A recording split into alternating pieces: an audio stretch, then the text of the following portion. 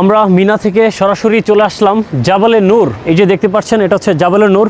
আর এখন সন্ধ্যা হয়ে আসছে, জ্যাঠা জেঠিকে নিয়ে আসলে উপরে ওঠা কখনই সম্ভব না, তো এই জন্য আর উপরে যাচ্ছি না, জাস্ট নিচে থেকেই একটু দেখে তারপর আবার চলে যাব। এটাই হচ্ছে সেই জাবালে নূর, যেখানে হচ্ছে আমাদের প্রিয় নবী হযরত মুহাম্মদ সাল্লাল্লাহু আলাইহি ওয়াসাল্লাম তিনি ধ্যানমগ্ন ছিলেন, এবং এই পাহাড়ের উপরেই পবিত্র কোরআন মাজিদ নাজিল হয়েছিল। সুবহানাল্লাহ। আমি একবার উঠেছিলাম একদম উপরে, এবং যেই জায়গাটাতে কোরআন নাজিল হয়েছিল সেই জায়গায় আমি একবার গিয়েছিলাম। তবে ইনশাল্লাহ আরও একবার যাব বিস্তারিত নিয়ে ব্লগ করার জন্য একটা। সো সেই পর্যন্ত আমার পেজের সাথে এবং ইউটিউব চ্যানেলের সাথেই কানেক্ট থাকবেন।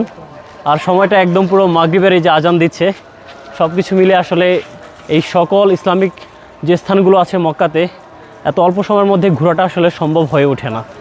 তো যাই হোক, যেটা এটাই হচ্ছে সেই জাবালে নূর, যেখানে হচ্ছে এটা এই যে এদিক দিয়ে ওঠে, এদিক দিয়ে। এখন এদিক দিয়ে রাস্তা বন্ধ, অন্য দিক দিয়ে ওঠা লাগে। জাস্ট আপনাদেরকে শর্টকাটের জন্য এদিক দিয়ে নিয়ে আসছি। আসলে এই রাস্তাটা অনেকটাই বন্ধ, যেটা দিয়ে আপনি পাহাড়ের উপরে উঠতে পারবেন না।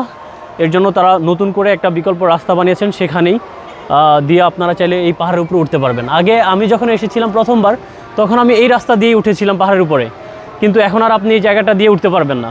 আপনাকে নতুন যেই তারা রাস্তাটা করেছে সেই রাস্তা দিয়ে আপনাদেরকে যেতে হবে।